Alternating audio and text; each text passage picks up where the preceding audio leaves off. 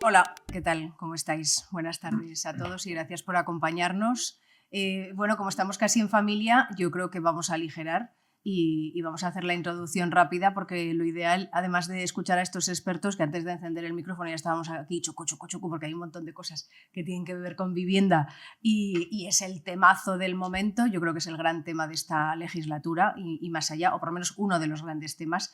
Y así tenemos tiempo para que también podáis preguntar vosotros, os tuteo si me dejáis, y así también seguro que se os ocurren preguntas que a lo mejor a mí no, y teniendo a estos dos lujazos de expertos, pues nos van a venir muy bien para amueblarnos a todos la cabeza. La vivienda decía que es uno de los grandes temas porque yo os cuento solo, por ejemplo, lo que ha pasado hoy. Hoy ha habido una rueda de prensa de un partido político sobre vivienda, han salido los datos mensuales de TINSA, que los dan, bueno, son unos datos que suelen ser de referencia para los informadores. Mañana la Cátedra de Vivienda de aquí de la Universidad de Zaragoza ofrece los datos del trimestre, también aquí precisamente en Ibercaja. Y bueno, y estos son pues las informaciones que nos llegan un poco prefabricadas, por decirlo de alguna manera, a través de ruedas de prensa, pero luego esta parte, lo que pasa, lo que nos pasa, ¿no? Pues el tubo que se nos cae a trozos, ya visteis el otro día ese edificio que se ha declarado casi en ruina y se va a acabar probablemente demoliendo en un lugar histórico y emblemático de esta ciudad. El Ayuntamiento de Sabiñánigo esta semana, por ejemplo, ayer, que ha decidido ya poner freno a los alquileres turísticos, y eso que no es una de las poblaciones turísticas, sino más bien industrial, y bueno, y todo esto sin salir de Aragón ahora mismo, ¿no? Lo que revela un poco el interés de lo que estamos, de este tema y de lo que estamos viviendo. Yo creo que hay una razón fundamental que no se nos escapa, y es que trabajo y casa pues forman parte de la esencia de cualquier vida normalizada. Cuando la economía va bien podemos tener trabajo. Ahora mismo Aragón está prácticamente rozando el pleno empleo, pero no necesariamente podemos tener casa, y eso es el drama que estamos viviendo ahora. 47.000 jóvenes en Aragón no pueden emanciparse por las dificultades de esa vivienda tan poco asequible. Los salarios no han subido en la medida que está subiendo la vida, un 3,1%. Subieron el año pasado los sueldos frente a subidas de vivienda en Zaragoza que están ya con 2 dígitos, el 11% es el último dato que vi.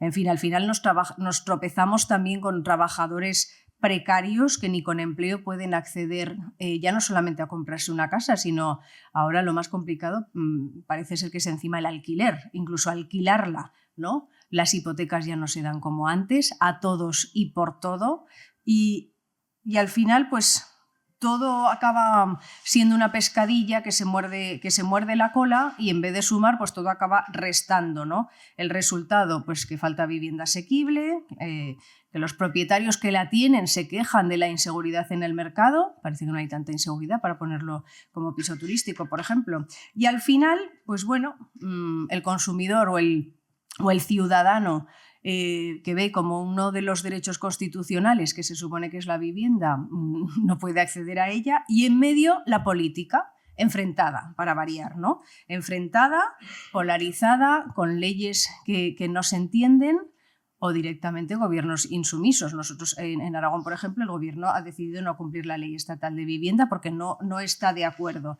Con lo cual, ¿cómo se soluciona este guirigay de algo tan fundamental como es la casa, como es la vivienda? Eso es lo que queremos empezar a plantearles a los dos expertos que tenemos aquí, que les presento ya. Javier Burón es gerente de Nasubinsa, es el autor del libro que han visto a la entrada, El problema de la vivienda.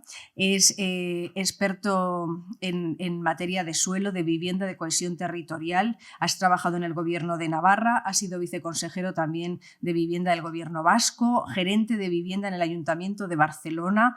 Antes fue consultor también en políticas y servicios públicos y abogado especializado en derecho público. Y tenemos a Pablo Feu, que es abogado especialista en vivienda, que lleva toda la carrera uniendo el urbanismo y su legislación con el mercado inmobiliario, ¿no? Y ha llegado a conclusiones que yo diría que son bastante demoledoras con el modelo actual. yo no lo dejo ahí, no lo adelanto para que luego él lo explique. El Plan Estratégico Metropolitano de Barcelona le encargó hace nada un estudio sobre la viabilidad jurídica de algunas medidas y algunas me consta que han empezado a tramitarse, así que nos las contará también seguro en esta conversación. Así que buenas tardes a los dos, Javier y Pablo. Yo iría a contar la historia por el principio. ¿Cómo llegamos a esta situación? Seguro que las causas son en plural. ¿Por dónde empezamos para entender esto? ¿Quién arranca? Javier, arranca tú. Estamos donde estamos porque hemos querido estar donde estamos. Igual no conscientemente, igual no ha sido una decisión de vamos a tener un modelo de vivienda diferente al europeo y vamos a generarnos problemas. Pero el franquismo tuvo un modelo de intervención en vivienda que podemos criticar. Yo, por ejemplo, no lo apoyo completamente, pero había un modelo que era producir mucha vivienda protegida con un montón de ayudas públicas, básicamente de promoción privada, aunque era vivienda protegida. Es una vivienda con un régimen jurídico especial que implica que tiene unos precios y accede a una determinada gente. Y ese sistema masivo de intervención que sirvió para muchas cosas, y si no leo mal la sala, donde creo que hay 3 o 4 millennials y ningún Z, aquí hay mucha gente que ha pasado por esto en primera persona. Es decir, el tránsito del campo a la ciudad, la apertura de la economía española, cierta integración de la mujer al trabajo, un proceso de urbanización, de industrialización, etc. Bueno, todo eso se hizo de muchas formas, pero uno de los instrumentos fue generar un parque de vivienda muy importante a unos precios bajos, para que, y esto lo decía el primer ministro de Vivienda, Arrese, medio vizcaíno, medio navarro, para convertir al mayor número posible de proletarios en propietarios. Y eso tenía varias misiones. Había una misión también política, que es que el propietario en teoría es más dócil, sindical y políticamente hablando. Pero bueno, hay que decir que fue una parte de un proceso de desarrollo de España que permitió, entre otras muchas cosas, que España sea un país hoy distinto. ¿Qué críticas se le pueden hacer a ese modelo? Bueno, pues que hay una desviación respecto del estándar europeo. Hay otros muchos países europeos que hicieron esfuerzos muy importantes, sobre todo después de la Segunda Guerra Mundial, para generar viviendas asequibles, viviendas para las clases populares. Pero su opción fue fundamentalmente el alquiler. No solo, pero fundamentalmente el alquiler. Y fundamentalmente el alquiler público. De nuevo, no solo. También había algunos otros regímenes. Y en nuestro caso el franquismo lo que decide es que apuesta por las viviendas en propiedad. Y no fue un error de diseño. Fue una decisión consciente. Las viviendas protegidas españolas, si hoy todas siguiesen siendo viviendas protegidas, no estoy diciendo que sean públicas, digo que tengan unos precios limitados y unas reglas de acceso y de permanencia diferentes a las viviendas de mercado. Bueno, tendríamos unos 6 millones y pico y tendríamos un 20% del stock de vivienda no de mercado, y seríamos uno de los países en mejor situación dentro de Europa.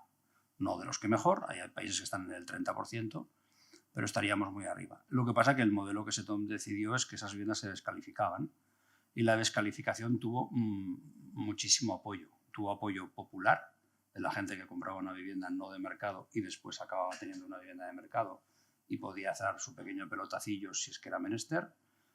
Tuvo apoyo político, tuvo apoyo sindical, y en general casi nadie nunca lo ha criticado. Y llegó la democracia y no hicimos una revisión de ese modelo. Y en democracia ocurrieron varias cosas. La primera, que cuando España hace un proceso de generación de la sanidad pública, de la educación pública, aunque bueno, la Ley Fundamental de Educación del 70 es de Laureano López Rodó y es anterior a la democracia. Pero bueno, ese proceso de generar los grandes servicios públicos, pensiones públicas, sanidad pública, educación pública, servicios sociales, infraestructuras. Bueno, pues la vivienda no estuvo en el menú. La vivienda se decidió que era una cosa que lo hacía bien el mercado y que la posición del Estado tenía que ser residual y que había que tener algunas capacidades, si acaso, para atender emergencias habitacionales. Yo conozco a algún ministro que se sentaba en esos consejos de ministros y tengo buena relación ahora con esa persona, y que en confianza te acaba por decir, mira, no nos llegó la energía. Es que había que transformar muchas cosas en España. Yo además, humanamente, me puedo identificar con esa gente. O sea, pensemos la cantidad de instrumentos que usamos con normalidad que se estaban formando entonces. Pero bueno, un poco consciente o inconscientemente, los gobiernos de Felipe González Márquez no apuestan por esto como un pilar de la acción del Estado, y después en el proceso de privatización de muchas cosas, también se privatizan algunas de las joyas de la corona que tenían que ver con vivienda. Entre otras cosas, regalamos el banco hipotecario, que era un banco público que se dedicaba a dar hipotecas y créditos a promotor, que funcionaba bien, que estaba bien gestionado, profesionalmente gestionado y que daba beneficios. De esta etapa se suele hablar poco, porque el salto que se da es al periodo de José María Aznar y el proceso de liberalización del suelo, que fue un proceso bastante severo, porque nosotros de 1998 a 2008 produjimos 6 millones de viviendas. 6 millones de viviendas entonces eran muchas viviendas, también lo siguen siendo hoy, pero es que España hoy es un país de 27 millones de viviendas, pero entonces era un país de 21 millones de viviendas. Entonces 6 era un número muy importante. Y lo que decía entonces el oficialismo es que si liberalizábamos la gestión de suelo, se generaba mucha materia prima, se producía vivienda, bajaría el precio de la vivienda. Bueno, empíricamente lo que comprobamos es que si hacemos 6 millones de viviendas en 10 años, en aquel caso el precio del suelo se multiplicó por 4 y el precio de la vivienda por 2,5. Y sin embargo esas soluciones son las que siguen puestas sobre la mesa. Sí, que yo hago siempre la misma imagen. Llámenme loco, pero yo si me pego un martillazo muy fuerte en un dedo, a los 10 o 15 minutos no digo, he encontrado la forma de solucionarlo, voy a darme otra vez un martillazo en el mismo dedo. A ver ahora qué pasa, a ver si ahora es distinto. En general, cuando haces lo mismo, ocurre lo mismo. Pero sí, ahora uno de los dos modelos que está encima de la mesa de intervención en vivienda es construir mucha vivienda de mercado y no hacer nada más. Y eso ya, por sí mismo, solucionará los problemas. Bueno, sabemos que no ocurre, porque no es un debate teórico, no es un debate entre académicos o entre profesionales. Casi cualquier español o española con cierta edad pasó por aquello y sabe lo que ocurrió. Esto no quiere decir que no haya que construir vivienda, pero quiere decir ni que solo tengamos que construir vivienda. Pero quiere decir que tenemos que centrarnos en otras cosas, no solo en el número de unidades que tenemos. Bueno, aquello ya saben ustedes, por la edad de la sala, creo que no hay que explicar nada, el país casi se va al carajo, nos tuvieron que rescatar por la puerta de atrás, no se rescató a España en el Memorándum of Understanding con la Unión Europea, pero se rescató al sistema financiero, y el sistema financiero no tenía ningún problema financiero, tenía un problema inmobiliario.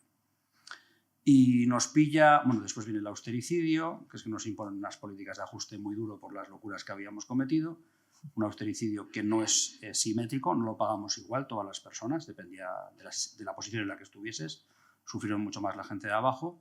Y en el 13, 14, 15, 16, nuestras ciudades, de repente, descubrimos que salimos de la crisis y que nuestras ciudades son, empezando por Zaragoza, obviamente, vamos a hacer un poco de populismo, son un artefacto que debe ser un artefacto muy interesante, porque mucha gente del resto del mundo quiere venir aquí a trabajar, a estudiar, a montar negocios, a tener segunda residencia, a estar de paso un tiempo.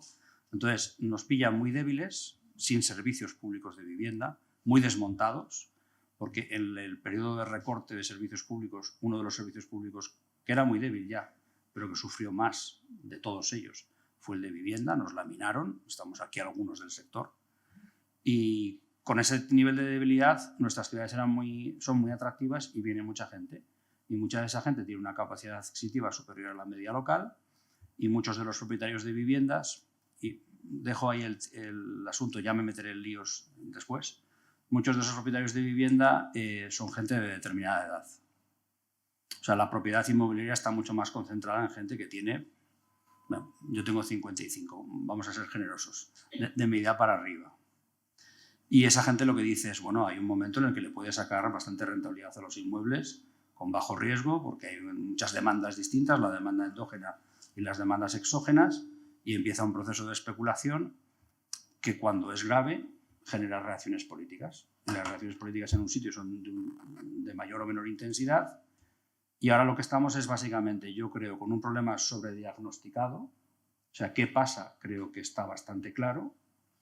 Básicamente que utilizamos demasiadas viviendas para el corto plazo y el alto precio, y utilizamos pocas viviendas para el largo precio y el precio moderado, por decirlo así a lo bruto, y lo que hay es un rifirrafe importante entre fuerzas políticas sobre la solución.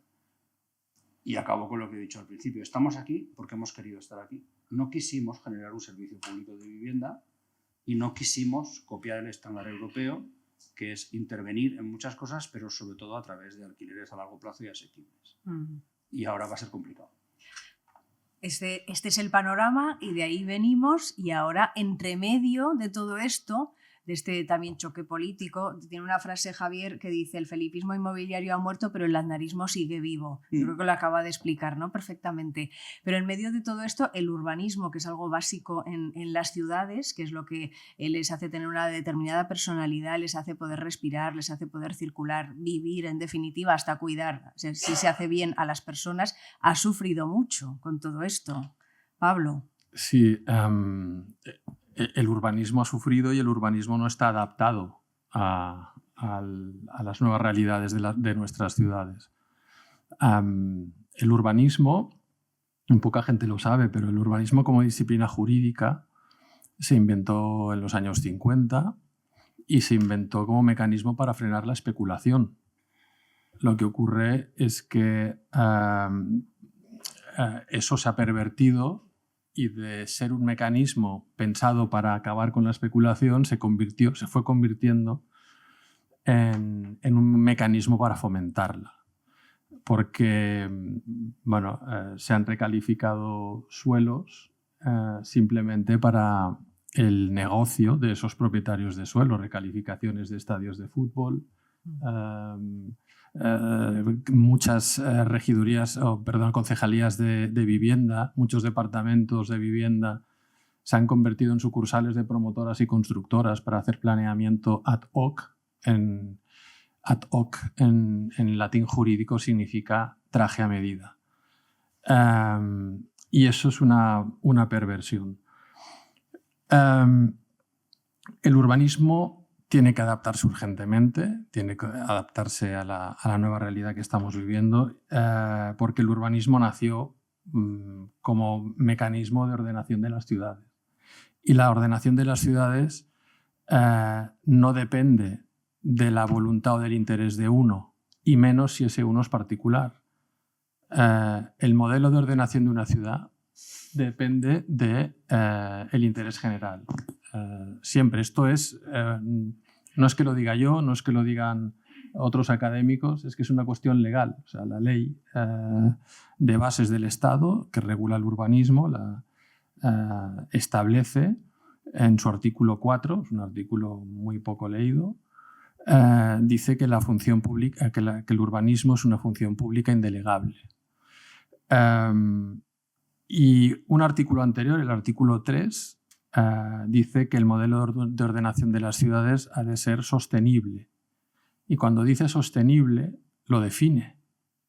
Y dice, por sostenible se entiende aquel modelo de ordenación que, entre otras muchas cosas, está obligada a cumplir dos. Garantizar siempre y sin dispensa posible la cohesión social y evitar siempre y sin dispensa posible la dispersión territorial. Si nosotros vamos a lo que está pasando actualmente en nuestras ciudades, nos damos cuenta de que está ocurriendo lo contrario a lo que está diciendo el urbanismo.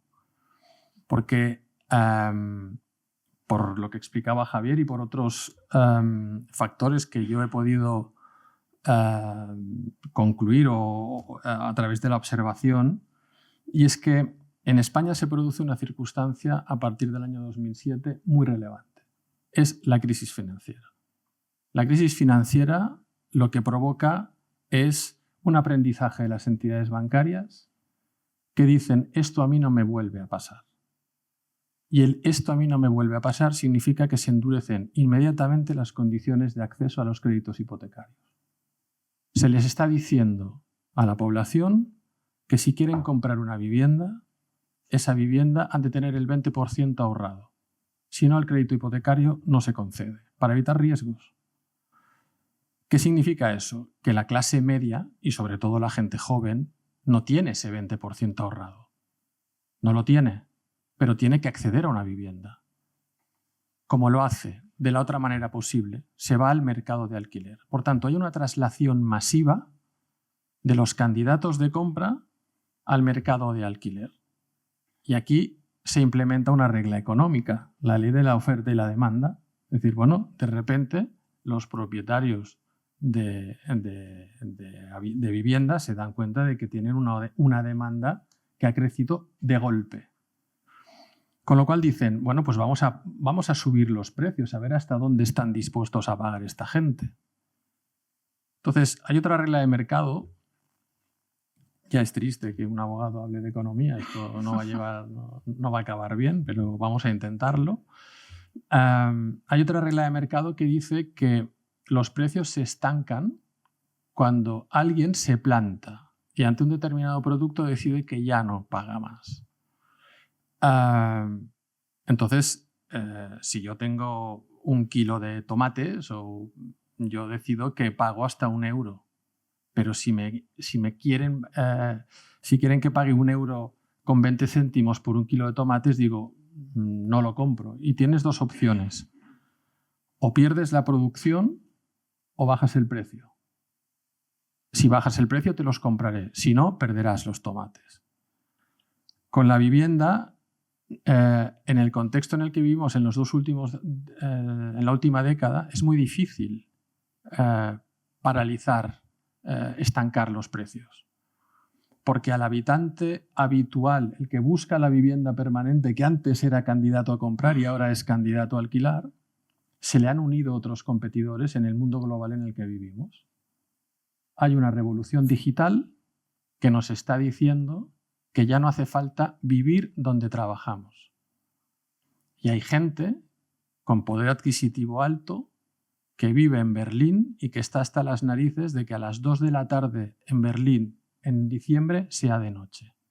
Y dice, pues me vengo a Zaragoza, porque en Zaragoza se vive mucho mejor.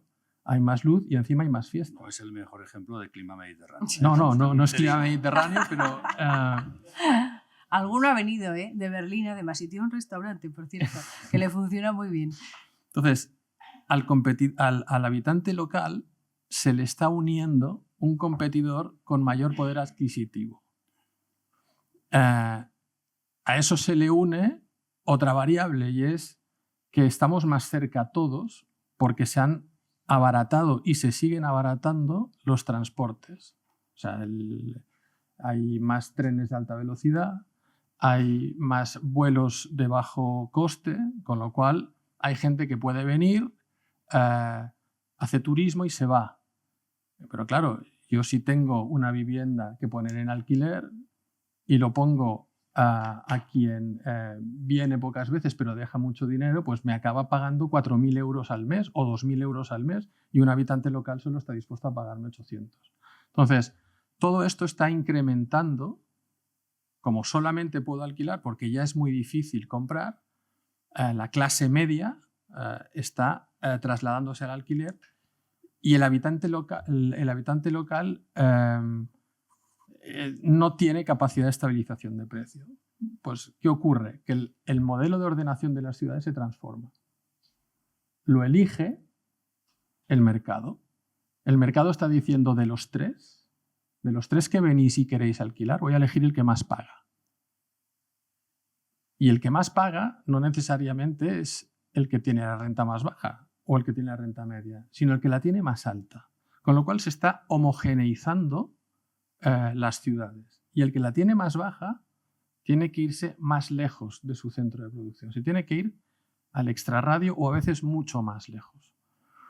De hecho, perdona, Pablo, también hay decisiones políticas, no solamente de mercado, que deciden llevar al extrarradio y aquí se han organizado, se han impulsado barrios de VPOs en el sur de Zaragoza, pues porque ahí tenía suelo la administración y así lo consideró en su día. Extrarradio, luego hay que llevar servicios, escuelas, claro, etcétera, etcétera. Esto lo que genera es, esto es un modelo superadísimo, es un urbanismo mal hecho de los años 70. Tú en términos Barcelona no le llamarías al extrarradio, ¿eh? Porque ¿de qué sectores estamos hablando?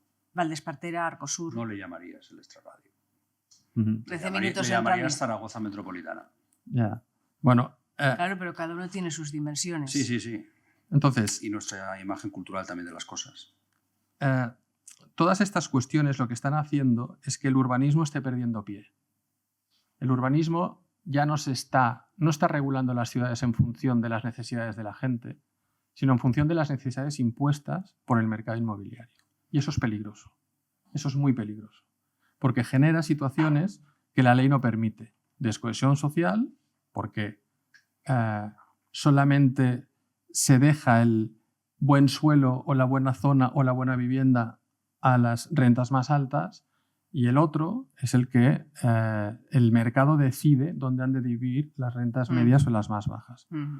Y ahí es donde el urbanismo debe intervenir. Quería hablar del urbanismo también porque es verdad que las ciudades luego han sufrido todas estas situaciones y han evolucionado en función de todos, evolucionado entre comillas, en función de todos esos parámetros. Pero vistas las causas, vista la situación, ahora, por ejemplo, en Zaragoza se está intentando sacar adelante una ley de vivienda. Están en el proceso de enmiendas, acabó hace poco, y varios partidos inciden en, para solucionar el problema de la vivienda hay que mejorar la fiscalidad. Lo digo y vamos al tema del dinero porque antes lo ha sacado también Javier, el asunto financiero. Estamos en un banco, además.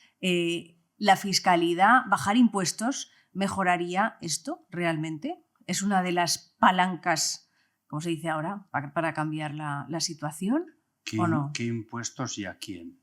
Todos los que inciden en la compra de un piso, transmisiones patrimoniales... Bajar impuestos sin explicar a quién y por qué es una cosa como esotérica. Porque yo estoy perfectamente a favor, y de hecho en el libro que les convino a que compren en cantidades industriales, si no soy, pues por palés a través de online, yo explico que yo veo 3 espacios fiscales distintos y requieren comportamientos tributarios diferentes para situaciones diferentes. Entonces, por ejemplo, que hay gente, particulares o empresas, que tienen interés en ofrecer vivienda a largo plazo a precios asequibles y que hacen esfuerzos de rehabilitación. Bueno, por mí como si no les cobramos impuestos, porque es de lo que necesitamos. No tenemos de eso y lo necesitamos. Y yo ahí no hago distingos. Mi libro está escrito desde la izquierda, sea eso lo que sea, que tampoco lo tengo muy claro, pero desde una posición progresista. Entonces, a mí no me dolería en prendas en decir que si particulares, empresas o incluso operadores mercantiles muy grandes tienen un programa de trabajo para poner encima de la mesa viviendas a largo plazo, asequibles y con una especial atención a temas de rehabilitación y de eficiencia energética, como si no pagan impuestos. Después hay un espacio intermedio que es bastante neutro, que después toda la gente son industriales, o somos industriales, porque yo trabajo en una empresa de esas, aunque sea pública. Pues urbanizamos, edificamos, gestionamos patrimonio, gestionamos gente. Es decir, estamos en una cadena de prestación de servicios dentro de una cadena de valor donde hacemos unas actividades que son más o menos neutras. Entonces deberíamos tener una fiscalidad pues, normal, la propia de cualquier actividad económica, o los particulares que estén por ahí, pues la propia de la media, ¿no?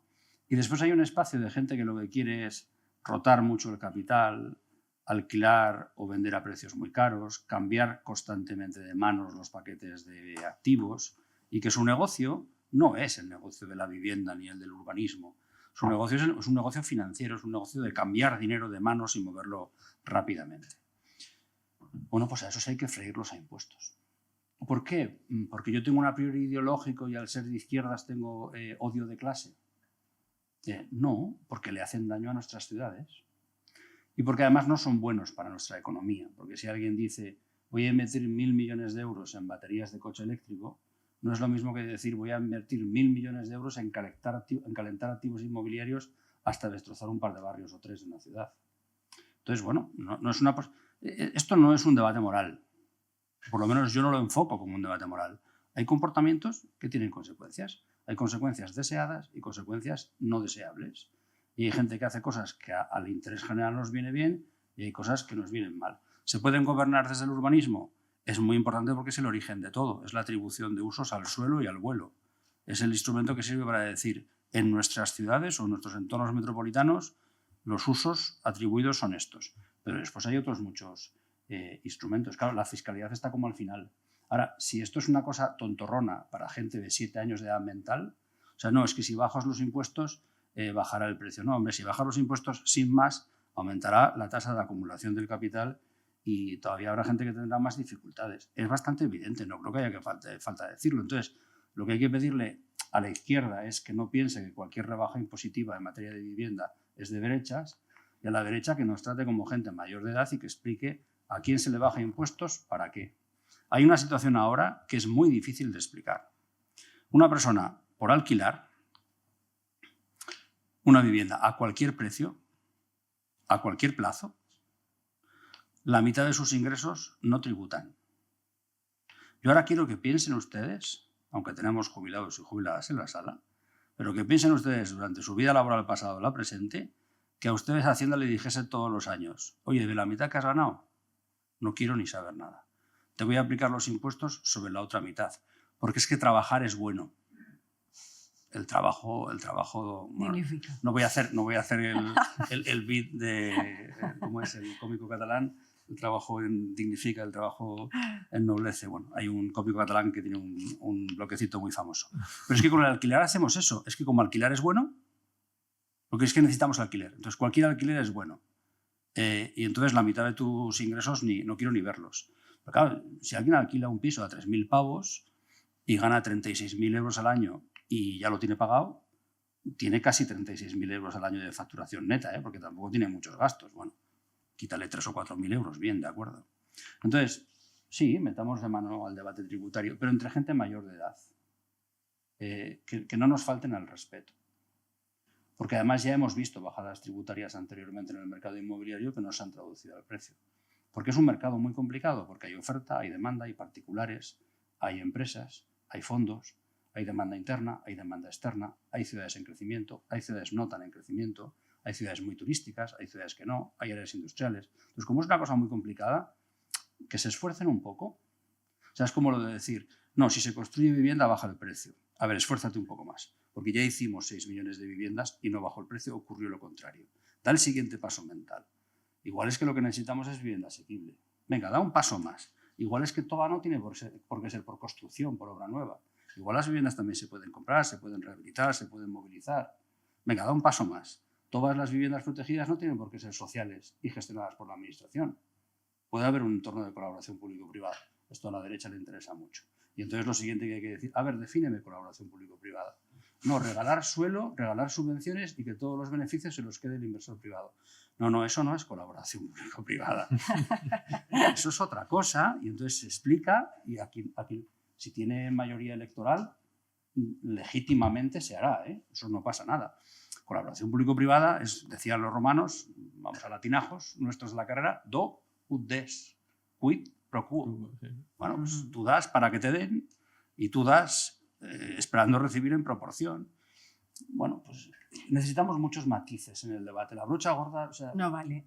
Ya pasó. Otra opción que se está viendo en Cataluña también y que bueno, es una de las cuestiones que contempla la ley estatal, aunque no en todos sitios se está aplicando, es lo de declarar zonas tensionadas, en este caso por el turismo, y también la de poner tope al mercado, embridar este caballo que parece que va desbocado, poner tope a los precios de los alquileres.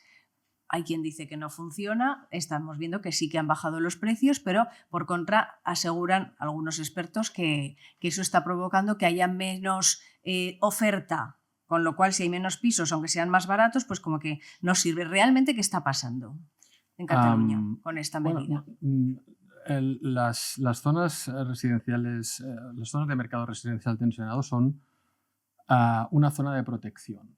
Una zona de protección que nace de la ley y nace al amparo de una situación objetiva que se tiene que dar. Si la situación objetiva no se da, no es necesario delimitar zonas de protección. Y es que exista una tasa de esfuerzo superior, dicen los estudios, al 30% de los ingresos. Cuando hay una tasa de esfuerzo que es superior a ese porcentaje, empezamos a tener un problema. Entonces, lo único que hizo la ley del Estado fue posibilitar que se delimiten esas zonas de protección. Ahora bien, dotarlas de contenido depende de cada momento, de cada situación, de cada ciudad y de cada territorio. La primera medida que se tomó fue modificar la ley a través de, que fue coetánea con la ley de vivienda, fue limitar las zonas, limitar las rentas de alquiler en esas zonas del mercado residencial tensionado. Bueno, pues eso ha relajado mucho las cosas. Ha relajado mucho las cosas porque ha evitado el crecimiento de la especulación de forma exponencial. Ya no está en manos del mercado inmobiliario decidir quién vive en la ciudad, sino que el interés público está empezando a intervenir. Hay una cosa que es la naturaleza de las cosas en materia de vivienda es compleja. ¿Por qué? Porque la vivienda es a la vez el producto de dos cosas que son completamente antagónicas. Completamente antagónicas. Por una parte es un derecho constitucional. Algunos no es fundamental porque no está en la zona de la Constitución que regula los derechos fundamentales, pero a nadie se le escapa que es un derecho esencial. Pero es que a la vez es el producto que sustenta la actividad económica que a su vez sustenta la mayor parte del PIB en España. Bueno, eso merece matices, ¿eh? Pero el turismo y el ladrillo son nuestra producción nacional. No y unidas las dos cosas... No en Aragón. No. Claro. Me refiero, estoy hablando a nivel estatal, porque las zonas residenciales tensionadas nacen de una ley del Estado. A partir de esa situación tan controvertida, tan antagónica, lo ideal es que los operadores jurídicos se pongan de acuerdo y decidan sacar, como en las estadísticas, sacar las variables más extremas. Y por tanto, lo ideal es que en materia de vivienda se evite al máximo el intervencionismo y se evite al máximo la codicia. Pero para eso requiere una madurez de todos los operadores que no se está teniendo. Y la única ley que funciona realmente bien en materia de vivienda no es una ley jurídica, es una ley física. Es la tercera ley de Newton, que toda acción tiene una reacción en sentido igual y opuesto. Cada vez que hay una medida por parte de la administración para intervenir en el mercado inmobiliario, se revuelve. Hay un recurso de inconstitucionalidad que además prospera.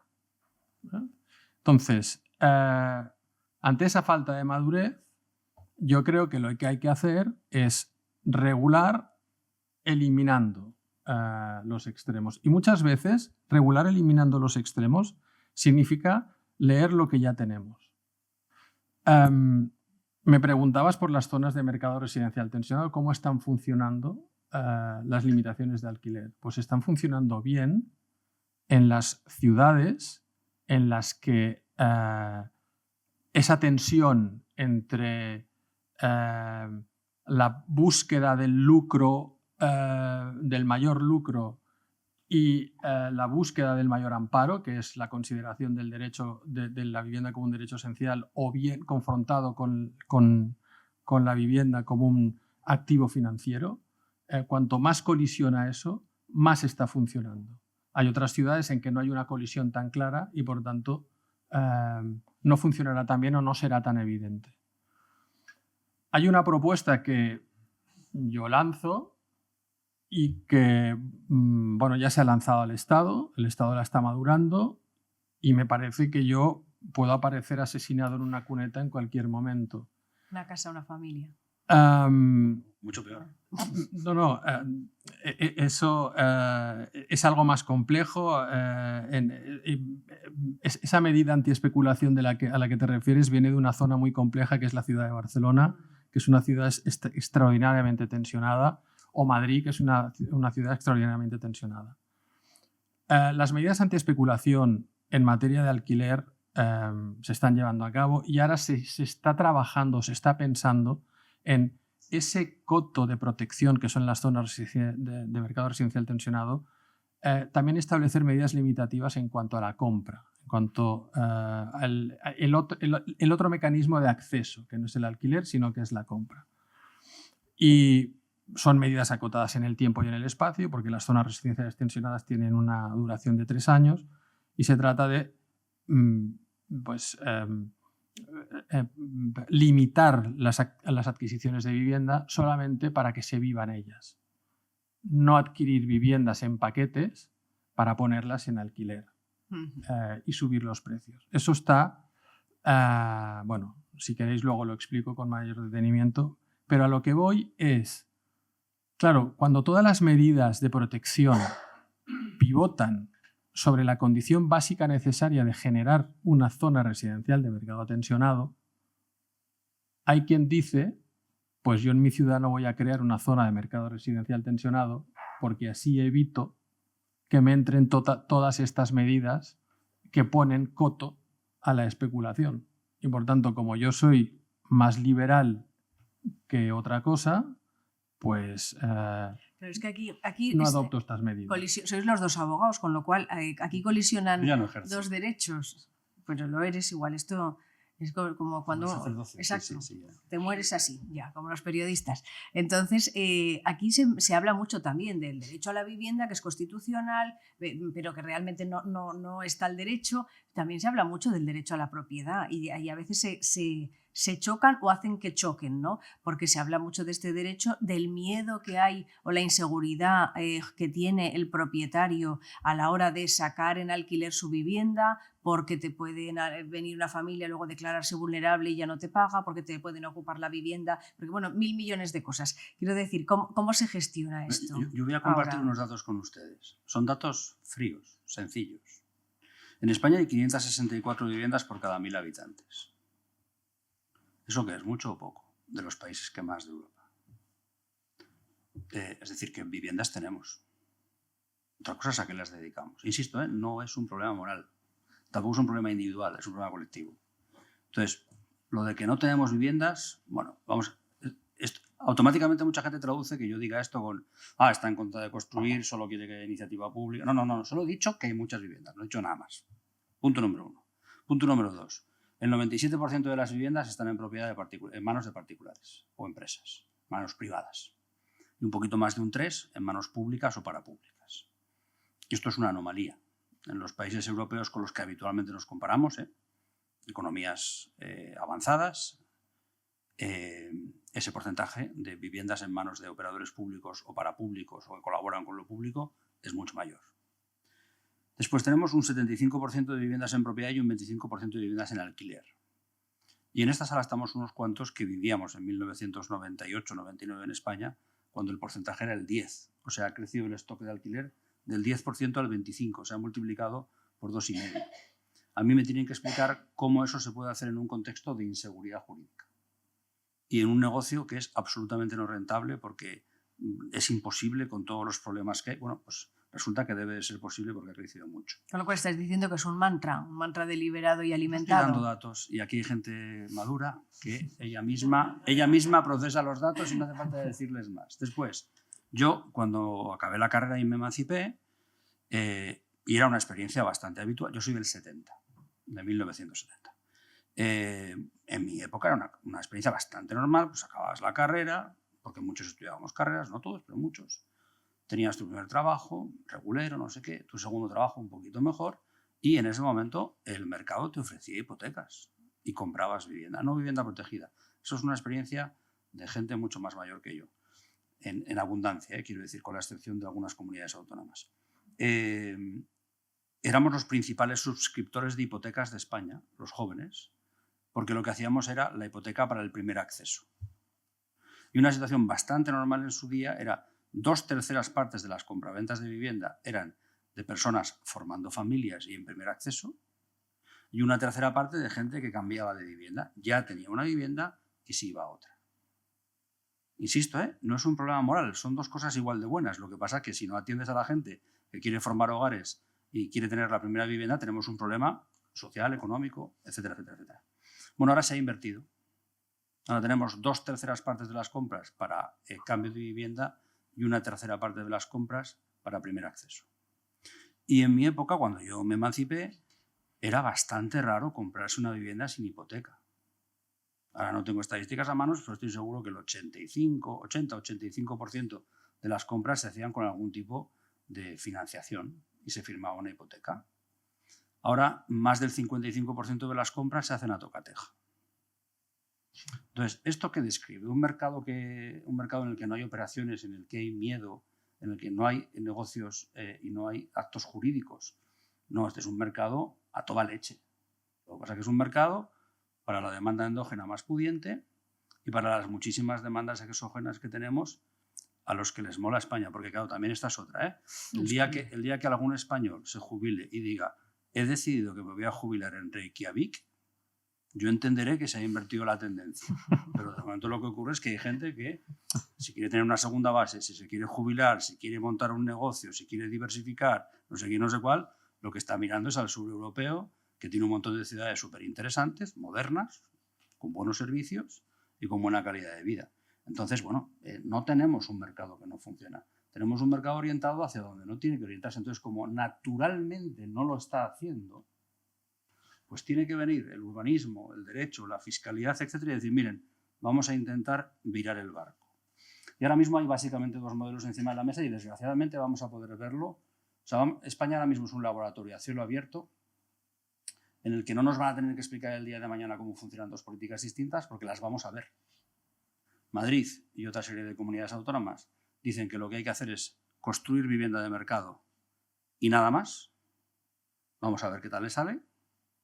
Yo, por cierto, aunque defiendo el otro modelo, creo que ese hay que observarlo, ¿eh? Hay que mirarlo bien, hay que mirarlo con cuidado, todo no será negativo. Por ejemplo, Madrid tiene muchísima fuerza y potencia y eso a mí me encanta. Pero hay otro modelo que en el fondo, permíteme la bilbainada, que es un poco bilbainada y no tanto. Hay un modelo catalán que bebe en fuentes de hace años, pero que también es una especie como de reelaboración del modelo vasco y catalán, vasco y navarro de intervención en vivienda desde hace 30 años, muy acelerado, porque ahora hay muchísimas necesidades allí. Tan acelerado que algunos instrumentos ya se están creando directamente en Cataluña. Y ese modelo lo que dice es, necesitamos vivienda asequible, que sea siempre asequible. Claro, esto no es lo mismo que construir vivienda de mercado, mucha y ya está. Es un modelo más cualitativo, no cuantitativo, menos espectacular, más lento. Pero lo que dice es, generemos viviendas que nunca vayan al mercado. Que no quiere decir que sean sociales o públicas, quiere decir que tienen unos precios regulados. Generemos una infraestructura, generemos un ecosistema de proveedores públicos y público-privados que trabajen en vivienda asequible. La pueden construir, la pueden comprar, la pueden movilizar, la pueden rehabilitar. Bueno, generemos una gran bolsa de viviendas que no vayan nunca al mercado. Pero como no hay muchos zetas ni millennials en la sala, pero como haya gente a la que el problema es hoy y lo que se juegan son los 15, 20, 25 mejores años de su vida adulta y hay que darles soluciones, ese sistema lo que está diciendo es, además de medidas a largo plazo, estructurales, a la europea, que van a costar tiempo, dinero, esfuerzo, etcétera, hay que hacer algunas cosas a corto plazo porque hay gente a la que estamos machacando. Y entonces surgen las zonas de mercado tensionado y algunos otros elementos que salen menos en el debate, pero que son muy importantes. Las ayudas al alquiler. Sí, mira, a quien no consigues ponerle encima de la mesa una vivienda pública o parapública, o no consigues toparle los precios, o con el toparle los precios no alcanza, tú le dices, además aquí tienes una ayuda para bajarte el coste de la vivienda. Pero en zonas de mercado tensionado, como está topado por arriba, tú no inyectas ayudas que acaban en la especulación. Tú inyectas ayudas que se quedan dentro de un circuito que está topado por arriba y que implica que no se va a especular. Quedan 10 minutos para las 8. Tenéis respuesta larga, los dos. Sí, entonces, ahora sí que, pero hay temas que son muy importantes y que además me gustaría también que tuvieran ocasión los que nos acompañan de poder preguntar si quieren. Los jóvenes, ¿qué pasa con los jóvenes? Porque se habla mucho de los jóvenes, pero realmente ahora aquí pues no hay mucha gente joven, pero sois padres, sois abuelos, seguro que tenéis que ayudar también a las generaciones que vienen detrás y os tocará. Ahora hay que avalar las hipotecas, ya no te las dan por todo y para todo y seguro que eso también tensiona las familias. Aquí en Huesca, las ayudas al alquiler, te iba a preguntar porque se ha producido un caso que hemos contado en los informativos muy curioso en Huesca. En Huesca se ha hecho una promoción de vivienda, colaboración público-privada para el alquiler, pero al que la ha hecho le ha costado un poco cara. Entonces, al final, el precio del alquiler son 800 euros. Poco asequible, nos parece, de entrada. Entonces, la administración, cuando le hemos preguntado, ¿pero esto es asequible?, nos ha dicho, es que ha pasado, que se han ido un poco los precios. Entonces, claro, como no le sale bien al propietario, lo vamos a solucionar poniendo ayudas al alquiler después. Con lo cual, pregunto, por las ayudas al alquiler, este caso no es anecdótico, acaba de pasar aquí, me parece muy revelador de muchas cosas, pero las ayudas al alquiler funcionan, estamos viendo tapones terribles en la administración, que no tiene manos y no tiene funcionarios para gestionar administrativa y ágilmente semejante avalancha de peticiones. Aquí ha pasado, pasó la legislatura pasada y también sigue pasando. ¿Eso realmente sirve para los jóvenes? No hay nadie en Europa, en nuestro contexto, que tenga un programa solo de generación de infraestructura pública y público-privada de vivienda social y asequible, que además no tenga un programa de ayudas. Todos tienen un programa de ayudas. Y la mayor parte de las ayudas no van dirigidos a quien ya viven en ese tipo de viviendas especiales, no de mercado. Van dirigidas a la gente que vive en viviendas de mercado y que necesitas bajarle el nivel de esfuerzo. Entonces, se están equivocando los escandinavos, los franceses, los holandeses, los alemanes, los austriacos, todos a la vez. Igual se están equivocando. Yo diría que no. Tiene problemas y es que es un coste. Es un coste y también hay que ver cuando le suministras ayudas no a un particular para pagar el alquiler del mercado, sino que le inyectas fondos públicos a un privado, empresa, para que ofrezca alquiler, ¿qué condiciones le pones? Ahí están todos los temas de las bolsas de movilización de vivienda vacía y de los acuerdos con empresas privadas. Pero bueno, la evidencia es que nadie nunca ha conseguido montar un servicio público de vivienda con una red de colaboración público-privada solo con piedras. Todo el mundo lo hace con piedras y con ayudas. Con ayudas. Hay el sueño de que si desarrollas mucho las piedras, las ayudas ya no serán necesarias. Pero a mí me parece una quimera. Es decir, podrás necesitar menos ayudas o ayudas más dirigidas, pero tienes que combinar las dos cosas. Bueno, yo creo que antes, Javier, has dado la clave, sí, has dado en el clavo. Sí, evidentemente que es necesaria la ayuda al alquiler. Lo que ocurre es quién capitaliza esa ayuda. Porque si no hay tope por arriba, al final la ayuda al alquiler no acaba con la especulación, no acaba con ella. Porque el especulador sabe que siempre va a tener quien le pague. Y por tanto el incremento de los precios va a poder seguir. Yo creo que es imprescindible para que la ayuda sea mucho más eficaz, que la especulación, se ponga límite a la especulación, se ponga límite a la posibilidad de subir esos precios. Pero por descontado las ayudas al alquiler tienen que existir. Y ninguno de los dos nos queremos meter en problemas políticos porque somos dos visitantes respetuosos de la realidad aragonesa. Pero hay comunidades autónomas que tienen programas de miles y miles y miles de ayudas al alquiler todos los años, que todos los años se tramitan y todos los años se pagan y todos los años se cobran. O sea que a veces igual es querer, ¿eh? Igual se puede hacer bien, ¿no? Bueno, ¿alguna pregunta? Sin querer meternos en problemas. Por la sala. Sí, buenas tardes. Bueno, como el tema es el acceso a la vivienda de los jóvenes, en cierto modo, tal cual. Bueno, yo tengo 52 años, he pasado, digamos, por todos los perfiles y todas las situaciones de inquilino, arrendador, propietario, propietario otra vez o algo así. Bueno, es decir, que hay una serie de pautas que yo diría que son necesarias y que nunca se escuchan. Entonces, por mucho que veas televisión, debates, veas prensa, etcétera, dices, a ver, vamos a ver. Si yo tengo, pongamos, 25 años en su momento, pues a ver, primero, aléjate de ciudades como Madrid o Barcelona, que son intocables, que no vas a vivir una vida de calidad, etcétera, y donde la vivienda no se puede acceder. En segundo lugar, vive con tus padres hasta que tengas unos ahorros medianamente razonables. Es decir, si puedes, claro, ahorrar. No te metas en comprar algo tú solo, porque nadie va solo a ponerse delante del toro sin la muleta, sin unos conocimientos, etc. Si te compras una vivienda, cómpratela con una pareja y si quieres unos resultados convencionales, tendrás que seguir una hoja de ruta convencional. ¿Qué pasa? Cuando yo me compro una vivienda, me la compro con la que es mi esposa, pues evidentemente estamos sumando los ingresos de dos personas, con lo cual tú puedes llegar a pagar hasta la mitad de tus ingresos y puedes vivir con el otro sueldo.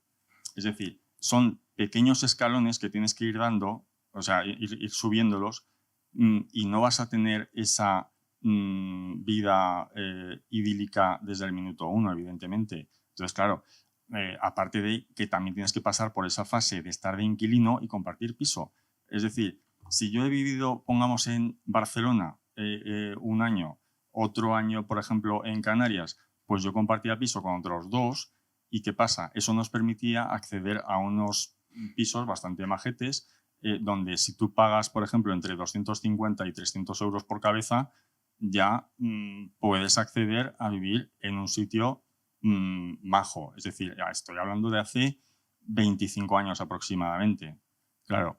Entonces, la pregunta entonces es... No, básicamente estoy lanzando una serie de pautas. Ya, pero quiero decir que ¿dudas de que entonces haya un problema real para que los jóvenes accedan a la vivienda o es que lo quieren rápido? A ver, los jóvenes yo creo que se plantean una hoja de ruta equivocada. Y entonces, mi pregunta, por ejemplo, si tengo que lanzar una, ¿qué proporción en porcentajes creen ustedes que es el porcentaje adecuado para eso de cantidad de gasto, ahorro, inversión? Porque yo he oído hablar de eso de los 3/3, que me parece bastante razonable, porque al final, si de esos 3/3 yo solo me gasto 1/3 en subsistir, está muy bien, porque el otro, uno de los tercios me va a servir para pagar la hipoteca y el otro lo sigo ahorrando, que puede ser incluso lo mismo. Entonces esos 3/3 o bien alguna otra proporción. Pero los 3/3 no son lo mismo con una nómina de 1.000 pavos que con una nómina de 9.000. Claro, evidente. Esto lo vemos todos, ¿no?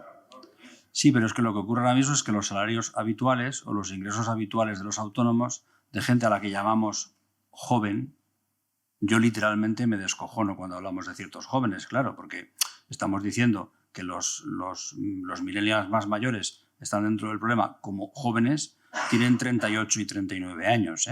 Con 38 y 39 años en generaciones anteriores, por ejemplo en la suya y en la mía, pues no somos quintos, pero casi... o sea, estamos pasando por itinerarios inmobiliarios, laborales e inmobiliarios muy distintos.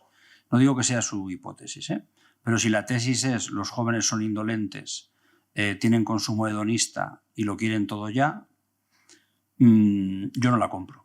Y no la compro por una cosa que se llaman matemáticas. Mis padres cuando se compraron vivienda, mis padres son deep boomers, cuando se compraron vivienda... La métrica es una métrica estadística. Nadie dedica el 100% de su salario a comprar una vivienda. Pero es una medida internacional, utilizada a nivel europeo y occidental, que es cuántos años de salario íntegro necesitas para comprarte una vivienda. En la época de mis padres eran 3 salarios anuales, 3,5, 4. La horquilla de 3 y 4. Cuando yo me emancipé y compré mi primera vivienda, estábamos en 5 y pico. Cuando la burbuja reventó, o sea, en el peor momento de la burbuja, teníamos medias en España de 10, 11, 12 salarios anuales. Alguna comunidad autónoma tuvo 14. Y ahora ha bajado, pero ha bajado a 9. Y 9 a mí me siguen pareciendo 3 veces más que 3. Y lo que se compara son salarios del momento con coste de acceso a la vivienda del momento. Entonces, la situación ahora es objetivamente más dura, porque ahora tenemos el desempleo juvenil ha bajado a la mitad. Los salarios están desde el 2016, 17, 18 otra vez como retomando, pero siguen siendo salarios muy débiles. Entonces hay una experiencia muy habitual que no la habíamos visto antes, que es jóvenes y no tan jóvenes trabajadores compartiendo piso hasta los 40 años y muy extendido. Entonces a mí se me hace muy difícil pensar que toda esa gente es irresponsable financieramente, que no sabe organizarse, que tienen sueños irresponsables. Y me parece que es llevar... yo antes he dicho varias veces que creo que esto no es un problema moral y creo que también que no es un problema individual. Esto es un problema colectivo. A cada generación se le ha ido dando una cosa. A los boomers se les dio mucha VPO en propiedad y eso presionó a la baja sobre los precios del mercado. Tenía ventajas e inconvenientes, pero hubo una oferta. A nosotros, a los X, se nos ofrecieron hipotecas bastante caras, pero para comprar vivienda de mercado. A los que no nos trincó el reventón de la burbuja, más o menos hemos pasado. Justo detrás de nosotros viene una gente a la que se le han ofrecido alquileres, pero en general se han podido alquilar una vivienda para ellos o ellas, si eran una pareja, solos. Pero es que ya a los siguientes lo que se les está diciendo es vas a compartir piso de alquiler mucho tiempo, igual siempre. Entonces yo, en contra de, insisto, no digo que sea su teoría, pero en contra de la teoría esta que tiene mucha gente de los jóvenes, mucho consumo hedonista, mucha irresponsabilidad y no saben lo que dicen, yo creo que el problema es que los jóvenes no tiran piedras. Porque están cumpliendo con su parte del contrato social. Han estudiado y están trabajando. Y entonces hay un mecanismo que hemos roto, nos habíamos dado unas normas en sociedad, que si tú más o menos cumplías con tu parte del contrato social, la mayor parte de la gente iba a recibir unas ciertas cosas. Claro, no están pidiendo el pack completo de entre boomers y X, ¿eh?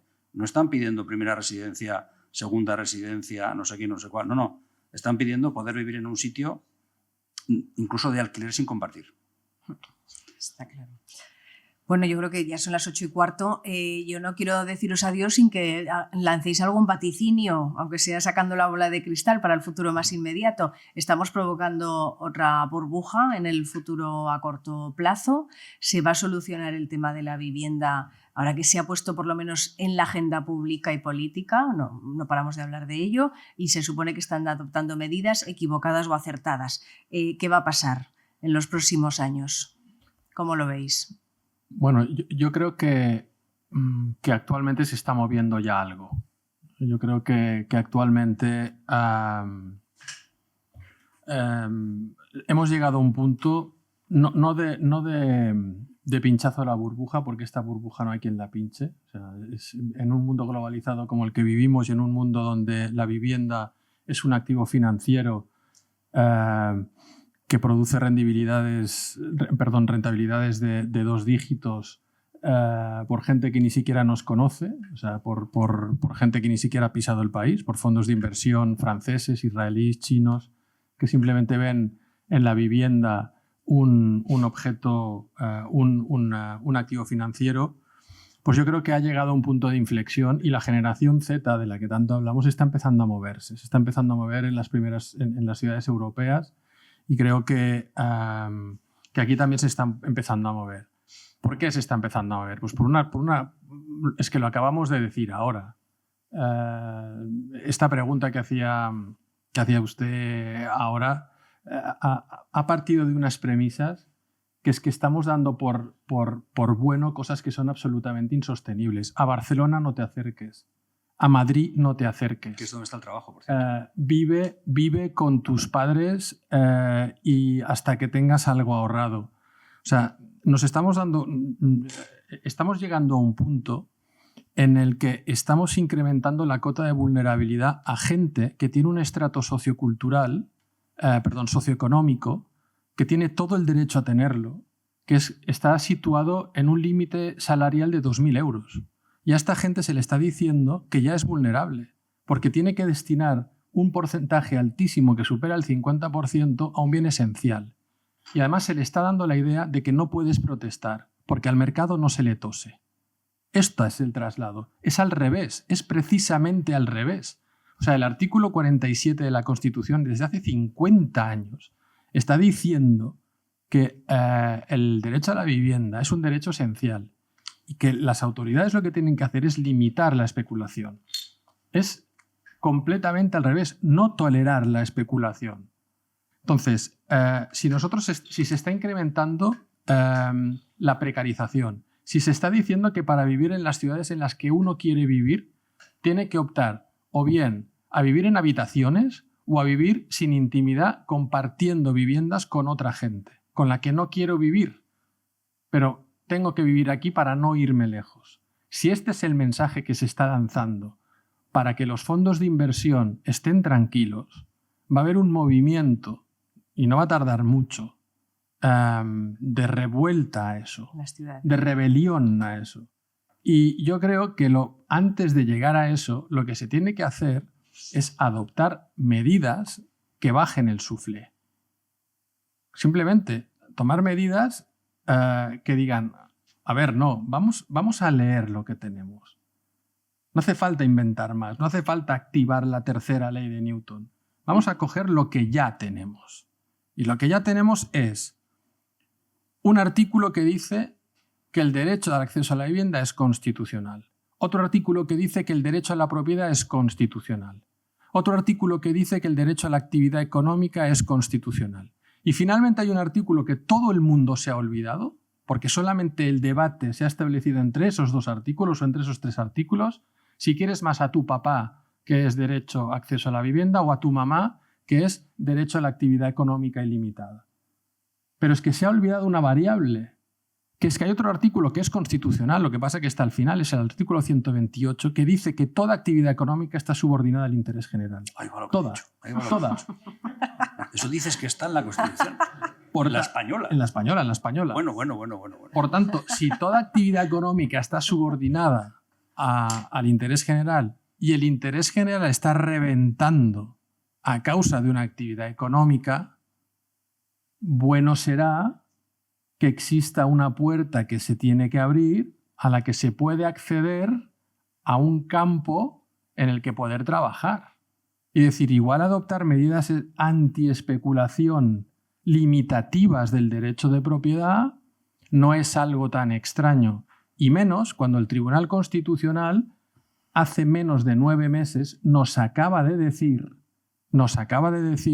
que cuando existe una causa justificada que provoca una lesión, concretamente, ¿me permiten que lea literalmente lo que ha dicho el Tribunal Constitucional? El Tribunal Constitucional ha dicho: cuando se parte de un escenario en que hay riesgo de abastecimiento insuficiente de vivienda para la población residente y en el que hay necesidad de atender adecuadamente a un precio razonable a la demanda de vivienda habitual, atendiendo para ello a la situación socioeconómica de la población residente y a las dinámicas demográficas, cuando esas dos cosas existen, riesgo de abastecimiento insuficiente y necesidad de atender adecuadamente para vivienda habitual, no existe infracción al derecho de propiedad. No existe. Y más cuando las medidas limitativas que se adoptan están acotadas en el tiempo y en el espacio, a las zonas residenciales tensionadas, que para eso se han inventado. Tenemos el escenario, tenemos la doctrina constitucional. Por tanto, se pueden hacer cosas para evitar o para poder acercarse a Madrid, para poder acercarse a Barcelona y para podernos largar de la casa de nuestros padres. Bueno, yo hace tiempo que me largué, pero tengo 3 hijos que creo que van a tardar mucho en irse y tengo muchas ganas de perderlos de vista. El chispún final solo te dejamos. Yo creo que lo vamos a solucionar, primero porque España es un gran país. O sea, yo no hubiese querido nacer en los 50, porque yo leo cosas y me cuenta cosas gente mayor de cómo se vivía en España en los 50. Entre la España de los 50 y la España de ahora, llámeme loco, yo prefiero la de ahora. En la de ahora estamos porque hay gente que en los 50, en los 60 y los 70 hizo cosas para que estuviésemos en la situación en la que estamos. Entonces somos un país que hemos hecho un montón de transformaciones y entonces ¿nos vamos a suicidar por esto? A mí me resulta muy extraño. Otra cosa es si lo vamos a solucionar funcionalmente o lo vamos a solucionar con mucho conflicto.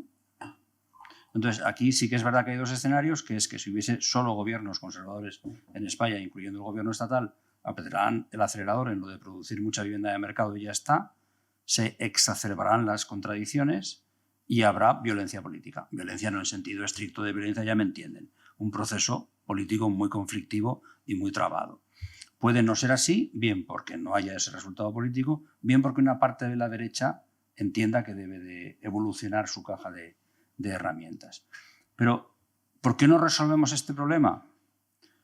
Porque no hay suficiente masa crítica que quiera resolverlo. Esto es así, porque cuando decimos los fondos de inversión y la demanda extranjera, bueno, no nos engañemos, 2/3 partes de la vivienda en alquiler es ofrecida por particulares españoles y una 1/3 parte es ofrecida por empresas y fondos, que a veces también son españoles, porque que sea empresa o fondo no significa que sea extranjero.